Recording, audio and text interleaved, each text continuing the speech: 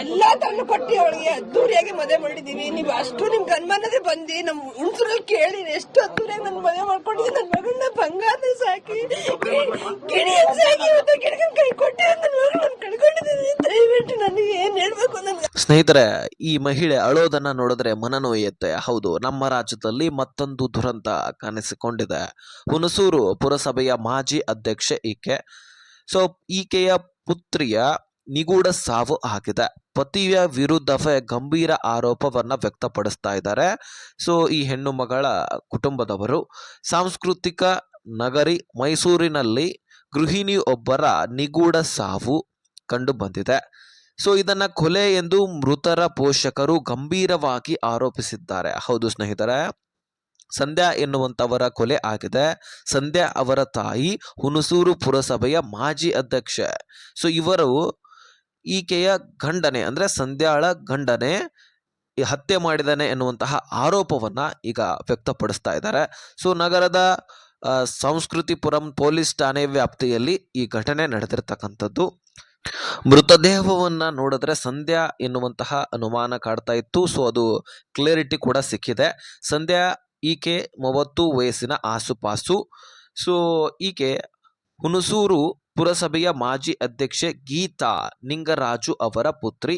ಮೈಸೂರಿನ ಸರಸ್ವತಿಪುರಂ ಜನರೇಗೌಡ ಪಾರ್ಕ್ ಸಮೀಪದ ನಿವಾಸದಲ್ಲಿ ಸಂಧ್ಯಾ ಅವರ ಶವ ನೇಣು ಬಿಗಿದ ಸ್ಥಿತಿಯಲ್ಲಿ ಪತ್ತೆ ಹಚ್ಚಲಾಗಿದೆ. ಸೊ ಈ ಸಂಧ್ಯಾ ಎನ್ನುವಂತವರ ಮದುವೆ ಮೈಸೂರಿನ ಟಿಕೆ ಲೇಔಟ್ ನಿವಾಸಿ ಮಹದೇವ್ ಎಂಬುವವರ ಪುತ್ರ ಅಕ್ಷಯ್ ಎಂಬುವವನ ಜೊತೆಗೆ ಕೊಟ್ಟು ವಿವಾಹ ಮಾಡಲಾಗಿತ್ತು. ಪ್ರಾರಂಭದಲ್ಲಿ ಇವರಿಗೆ ಬೇಕಾದ ಒಡವೆ ಜೋರಾಗಿನೇ ಮದುವೆಯನ್ನ ಮಾಡಿದ್ರಂತೆ. ಆಕೆಯ ತಾಯಿ ಅಭಿಪ್ರಾಯವನ್ನ ಗೀತಾ ಅವರು ವ್ಯಕ್ತಪಡಿಸ್ತಾ ಇದ್ರು. ಕೆಲವು ಸಮಯದಿಂದ ಪತಿ ಮತ್ತು ಪತ್ನಿಯ ನಡುವೆ ಸಣ್ಣ ಪುಟ್ಟ ವಿಚಾರಕ್ಕೆ ಪದೇ ಪದೇ ಜಗಳಗಳಾಗ್ತಾ ಇದ್ವಂತೆ. ಸೊ ಆ ಜಗಳ ಎಲ್ಲಿಗೆ ಬಂದು ಮುಡ್ತಪ್ಪ ಅಂದ್ರೆ ನೀನು ಹಗ್ಗದವರೆಗೂ ಕೂಡ ಬಂದು ಮುಟ್ಟು ಬಿಟ್ಟಿದೆ. ಸೊ ದಂಪತಿ ನಡುವಿನ ಈ ಗಲಾಟೆ ವಿಕೋಪಕ್ಕೆ ಕಾರಣವಾಗಿದೆ ಎನ್ನಲಾಗ್ತಾ ಇದೆ. ಇನ್ನು ಪೋಷಕರಿಂದ ಕೊಲೆಯ ಆರೋಪ ಕೂಡ ಬರ್ತಾ ಇದೆ. ಮನೆಗೆ ಹೋಗಿ ನೋಡಿದಾಗ ಸಂಧ್ಯಾ ನೇಣು ಬಿಗಿದ ಸ್ಥಿತಿಯಲ್ಲಿ ಪತ್ತೆ ಆಗಿದ್ರಂತೆ. ಆತ್ಮಹತ್ಯೆ ಅಲ್ಲ, ಪತಿಯೇ ಅಕ್ಷಯ್ ಆರೋಪಿ ಆಗಿದ್ದಾನೆ, ಈತನೇ ಕೊಲೆ ಮಾಡಿದ್ದಾನೆ ಎಂದು ಸಂಧ್ಯಾಳ ತಾಯಿ ಗೀತಾ ಅವರ ಆರೋಪ ಇದು. ಹೌದು, ಮಾಜಿ ಅಧ್ಯಕ್ಷೆ ಅಂತ ನಾನು ಹೇಳಿದ್ದೆ ಪ್ರಾರಂಭದಲ್ಲಿ. ಸೊ ಅವರೇ ಈಗ ಆರೋಪ ಮಾಡ್ತಾ ಇದ್ದಾರಂತೆ. ಸೊ ನನ್ನ ಅಳಿಯನೇ ಅಂದ್ರೆ ಈ ಸಂಧ್ಯಾ ಅವಳ ಗಂಡನೇ ಆಕೆಯ ಹತ್ಯೆ ಮಾಡಿದ್ದಾನೆ, ತದನಂತರ ನೇಣು ಹಗ್ಗಕ್ಕೆ ತೂಗು ಹಾಕಿದ್ದಾನೆ ಎನ್ನಲಾಗ್ತಾ ಇದೆ ಎನ್ನುವಂತಹ ಆರೋಪ ಇಲ್ಲಿ ಕೇಳಿ ಬರ್ತಾ ಇದೆ. ಸದ್ಯಕ್ಕೆ ಅವರು ಪೋಷಕರು ಆರೋಪಿಸಿದ್ದಾರೆ. ಕೌಟುಂಬಿಕ ಕಲಹದ ಹಿನ್ನೆಲೆಯಲ್ಲಿ ಈ ಕೃತ್ಯ ಎಸಗಲಾಗಿದೆ ಎನ್ನುವಂಥದ್ದು ಇಲ್ಲಿ ಪೋಷಕರ ಸಂಶಯವಾಗಿದೆ. ಆ ಘಟನೆ ನಡೆದಿರ್ತಕ್ಕಂತಹ ಸ್ಥಳಕ್ಕೆ ಸಂಸ್ಕೃತಿಪುರಂನ ಪೊಲೀಸರು ಭೇಟಿ ನೀಡಿ ಪರಿಶೀಲನೆ ನಡೆಸಿದ್ದಾರೆ. ಮೃತದೇಹವನ್ನ ಮರಣೋತ್ತರ ಪರೀಕ್ಷೆಗೆ ಕಳುಹಿಸಲಾಗಿದೆ. ಕೆಆರ್ ಆಸ್ಪತ್ರೆಗೆ ರವಾನಿಸಲಾಗಿದೆ. ಸದ್ಯ ಪೊಲೀಸರು ಪ್ರಕರಣ ದಾಖಲಿಸಿಕೊಂಡಿದ್ದು ಮರಣೋತ್ತರ ಪರೀಕ್ಷೆಯ ವರದಿಯ ನಂತರ ಇನ್ನು ಅದರಲ್ಲಿ ಡೀಟೇಲ್ಸ್ ಸಿಗತ್ತೆ, ನಿಖರವಾದ ಕಾರಣವೇನು ಅನ್ನುವಂಥದ್ದು ಗೊತ್ತಾಗತ್ತೆ ನೋಡಿ. ಸೊ ಆವಾಗ ಅಪ್ಡೇಟ್ ಕೊಡ್ತಾರಂತೆ. ಸೊ ಹಾಗಾದ್ರೆ ಇಂತಹ ಘಟನೆಗಳು ಸ್ನೇಹಿತರೆ ಸಾಲು ಸಾಲಾಗಿ ನಡೀತಾ ಇದ್ದಾವೆ.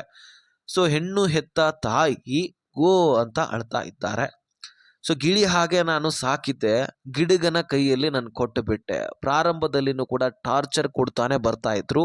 ಆದ್ರೂ ಸಹಿತ ನನ್ನ ಮಗಳು ಸಹಿಸ್ಕೊಳ್ತಾ ನನ್ನ ಮಕ್ಕಳಿದ್ದಾರೆ, ಸೊ ನಾನು ಜೀವನವನ್ನ ಮಾಡ್ತೀನಿ ಎನ್ನುವಂತಹ ರೀತಿಯಲ್ಲಿ ಹೇಳ್ತಾ ತನ್ನ ಜೀವನವನ್ನ ಹಾಗೋ ಹೀಗೋ ಸಾಗಿಸ್ತಾ ಇದ್ರಂತೆ. ಆದ್ರೆ ಒಳ್ಳೆಯ ಕುಟುಂಬನೇ, ಆದ್ರೆ ಮಧ್ಯದಲ್ಲಿ ಜಗಳ ಗಲಭೆಗಳು ಇದೆಲ್ಲರ ಕುಟುಂಬದಲ್ಲಿ ಇದ್ದತ್ತೆ. ಆದ್ರೆ ಅದನ್ನ ಅನುಸರಿಸ್ಕೊಂಡು ಹೋಗ್ಬೇಕು, ಒಬ್ಬರಿಗೊಬ್ಬರು ಹೊಂದಾಣಿಕೆ ಮಾಡ್ಕೊಂಡು ಹೋಗ್ಬೇಕಾಗಿರತ್ತೆ. ಆದ್ರೆ ಇಲ್ಲಿ ಆಗಲಿಲ್ಲ. ಜಗಳಗಳು ಹೊಡೆದಾಟಗಳಿಂದ ಸೊ ಅದು ನೇಣು ಹಗ್ಗದವರೆಗೂ ಕೂಡ ಬಂದು ತಲುಪಿತು. ಪ್ರಾರಂಭದಲ್ಲಿ ಎಲ್ಲ ಈಗ ಪೋಷಕರಿಗೆ ಅನಿಸ್ತಾ ಇರತ್ತೆ, ಸೊ ಇಂಥವರಿಗೆ ಮದುವೆ ಮಾಡಿಕೊಡ್ಬೇಕು, ಅದನ್ನ ನೋಡ್ಕೊಂಡು ಮದುವೆ ಮಾಡಿಕೊಡ್ಬೇಕು. ಬರೀ ದುಡ್ಡು ಇದೆ ಅಥವಾ ಆಸ್ತಿ ಇದೆ ಅಥವಾ ಇವರಿಗೆ ಸರ್ಕಾರಿ ನೌಕರಿ ಇದೆ ಅಂತ ಕೊಡೋದಲ್ಲ. ಆತ ಏನ್ ಚಟ ಮಾಡ್ತಾನೋ ಅದನ್ನ ನಾವು ತಿಳ್ಕೊಳ್ಬೇಕು. ಮತ್ತೆ ಆತ ಯಾವ ರೀತಿ ಕ್ಯಾರೆಕ್ಟರ್ನ ಹೊಂದಿದ್ದಾನೆ ಅದನ್ನ ನಾವು ಕ್ಯಾರೆಕ್ಟರ್ ಬಗ್ಗೆನೂ ಕೂಡ ತಿಳ್ಕೊಳ್ಬೇಕು. ಮುಖ್ಯವಾಗಿ ಅದು, ಯಾಕಂದ್ರೆ ದುಡ್ಡು ಒಂದ್ ಕಡೆಯಿಂದ ಬರುತ್ತೆ, ಒಂದ್ ಕಡೆಯಿಂದ ಹೋಗುತ್ತೆ. ದುಡ್ಡು ಕೂಡ ಅವಶ್ಯಕತೆನೆ, ಯಾಕಂದ್ರೆ ಜೀವನ ನಡೆಸಲಿಕ್ಕೆ ಅದು ತುಂಬಾ ಇಂಪಾರ್ಟೆಂಟು. ಅದರ ಜೊತೆಗೆ ಅದಕ್ಕಿಂತ ಹೆಚ್ಚಾಗಿ ಆತನ ಸಂಸ್ಕೃತಿ, ಆತನ ಕ್ಯಾರೆಕ್ಟರ್ ಇಂಪಾರ್ಟೆಂಟ್ ಆಗತ್ತೆ. ಸೊ ಅದನ್ನ ನೋಡ್ಕೊಂಡು ಮದುವೆ ಮಾಡಿ ಕೊಡ್ಬೇಕಾಗತ್ತೆ. ಸೊ ಇಂತಹ ಘಟನೆಗಳು ಇಲ್ಲ ಅಂದರೆ ನಡೀತಾನೆ ಹೋಗುತ್ತೆ, ಅದನ್ನು ತಡಿಲಿಕ್ಕೆ ಸಾಧ್ಯನೇ ಇಲ್ಲ. ಸೊ ನೋಡಿ ಈಗ ಇಂತಹ ದುರಂತ ಆಗಿಬಿಟ್ಟಿದೆ ರಾಜ್ಯದಲ್ಲಿ. ಇಂತಹ ದುರಂತಗಳು ಸಾಲು ಸಾಲಾಗಿ ನಾವು ನೋಡ್ತಾನೆ ಇದ್ದೀವಿ.